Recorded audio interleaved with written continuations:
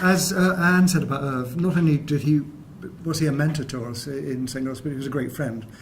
And it was handy that he and his family lived just up the road, and we became great friends with Carol and David. So it's a real pleasure that they've actually come over for this occasion and were able to stay with us and make contact again with our family in Cardiff. So I'd like to ask Carol and David Gottesman if they would say a few words now and then introduce the prize. Well, thank you all for coming and sharing your memories and your accolades about Irv. We always thought he was pretty special, too. And thanks to Peter and Ann and whoever else was involved with setting this up. This is really very special, and I know Irv would be touched. I'll tell you a little bit about Irv as a younger man before he was even into college. In high school, he was on the track team. And the track coach didn't have anyone who could do pole vaulting. So Irv taught himself how to pole vault and actually did quite well. He went to the state meet, and I think they came in second. His sister... the Great Lakes champion. Yeah. His sister claims she was his coach because she went to watch him. Irv was influenced by his high school physics teacher, and that was enough to make him want to go on to college. However, his family, this is 1947, his family wasn't in a position to pay for college, so after talking with the naval recruiter, he signed up for the ROTC. And they sent him to the Illinois Institute of Technology for 4 years, paid, with a $50 a month stipend. After that, he thought he had it made, and that he would just go on and he would graduate and start working. Well, in 1950, the Korean conflict occurred. And in the ROTC, you're in the reserves. So immediately after graduation, he was called up. And he served for 3 years, active duty in Korea, on a ship in Korea. And he was the communications officer and the cryptology. So he had a pretty responsible job there.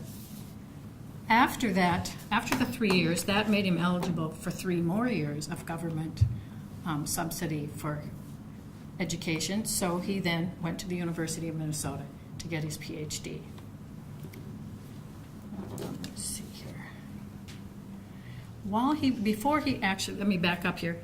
Before he actually went to college, his experience in Korea involved many things. First of all, he became the coach of the ship's track team, and he was the ship's ambassador. So when they would go into port, he would meet with the town mayor, and his team would compete with the local track team.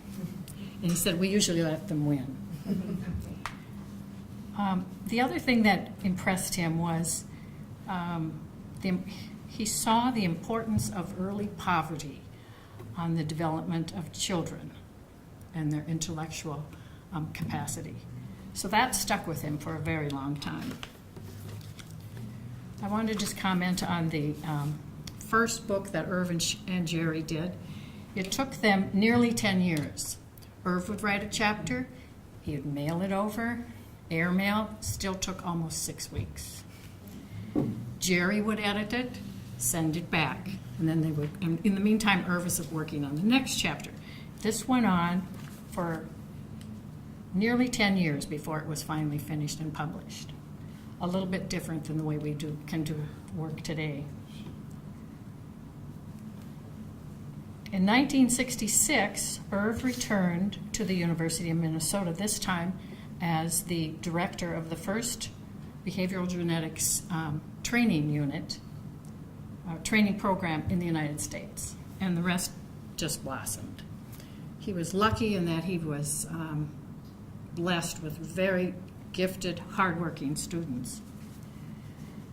We were blessed in that his research took him to various parts of the world, Ireland, England. He even went to Scotland without us. But we ended up in France, the Netherlands, Germany, Switzerland, Norway, Sweden, Denmark. Long time in Denmark. That was an amazing experience. And then on to Finland, Hong Kong. And he was working also with Indian psychiatric training as well. One of the things, well, people want to know how Irv and I met. We actually met through his son. I met his son Adam when he was 7 years old. He came into a third grade class where I was the teaching intern, and the teacher asked me to work with him and bring him up to speed. He was actually a year ahead of himself. And the teacher, who got to know Irv through conferences and stuff, you really ought to go out with him. He is such a nice man. And I'm going, what? He already has a child. I'm not ready for that. So she kept after me and after me. So a year later, I said, well, okay, I will go out and we'll have a date, and then you'll drop the topic. Well, that didn't happen. We went out on the date, the three of us, Irv, Adam, and me. And she'd obviously told him that I was Norwegian, because he took us to the Sons of Norway for brunch. Then we walked around the lake. Minneapolis has many, many lakes. We walked around the lake, and I just thought, he really is a nice man. He listens, and his questions, he asks such good questions. And of course, Adam already knew me, so that wasn't in, right? So 3 years later, we got married. Oh, I forgot to mention, we met, our first date was November 4th, 1967. We got married in 1970, and November 4th, 1973, David came on the scene. Let's see here. I wanted to leave you because of Irv's, once you were a student or a colleague, you became part of our family. And one of Irv's last students, Susan Trombetta, who worked with him on a lot of VA research, wrote this little piece. So let's see if I can even read it. Irv's brilliance as a scientist and clinician stemmed in part from his awareness of how thoroughly severe mental illness could shatter individuals and their families, and in part from his incisive questions that took aim at the heart of the devastating conditions. From the perspective of a scientific reader, Irv's 1990 Schizophrenia Genesis read like a great detective novel, full of historic twists and turns, of intriguing clues, red herrings, revealing evidence, dead ends, paths forward, with new questions ever emerging. From the perspective of individuals and families affected by schizophrenia's devastating effects, his book offered accessible chapters that alternately explained the disorder from a scientific perspective and offered moving, personal vignettes that communicated with profound respect, you're not alone. Irv knew the personal costs that statistical tables could both tally and obscure, and so kept the human faces of schizophrenia at the center of his writings. The artist on that book, if you remember the one that has Edvard Munch, supposedly also suffered from schizophrenia. Irv knew firsthand the dangers of dehumanizing ideologies, having lost all but two of his father's many brothers and sisters to the Holocaust. Irv became a passionate champion of human rights and human dignity, testifying before the U.S. Senate Committee on Equal Educational Opportunities in 1972,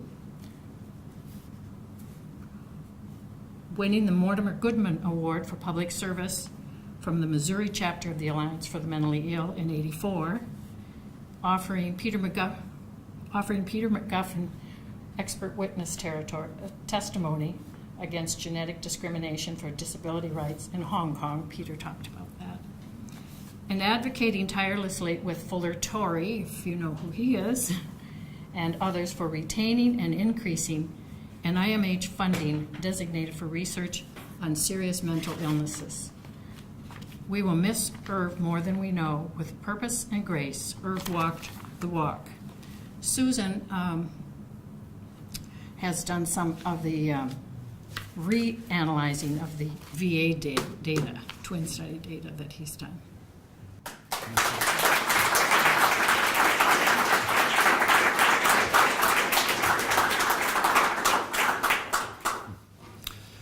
So before we present or start to present kind of the reason we're here, aside from very nicely remembering my dad, I thought I would give you a little bit of the non-scientific part of my father. Although there is no gene for scientific pursuit. Both my brother and I work in the opposite world, where a data-driven world of skewing data in favor of corporations. He's in the insurance business, particularly healthcare reinsurance, and I work in the public markets and private markets. But he did prove that environment does help your thought process, as I personally despise bias, and I'm always looking for where it is in any argument made to me. That's something that I think everyone here has kind of touched on. And it was also interesting that as Peter was asking if I was going to have slides for this, I'm so glad I didn't, because you showed them all. I can do a lot better now, by the way. Those were a bit dated. I apologize. And I found it really interesting that Michael mentioned that my father's love of the fight. That truly was the driver. I honestly don't think that my father really cared what the answer to any of this was. Each answer just simply gave him more ammunition to ask a new question and continue the fight. So the answer wasn't what drove him relentlessly for over 60 years. And she mentioned Fuller Torrey. That was one of his favorite sparring partners. And Fuller's, plagued by pretty serious Parkinson's today, but he managed to tap out an email to me within 24 hours of hearing and expressed exactly that. What a fantastic friend.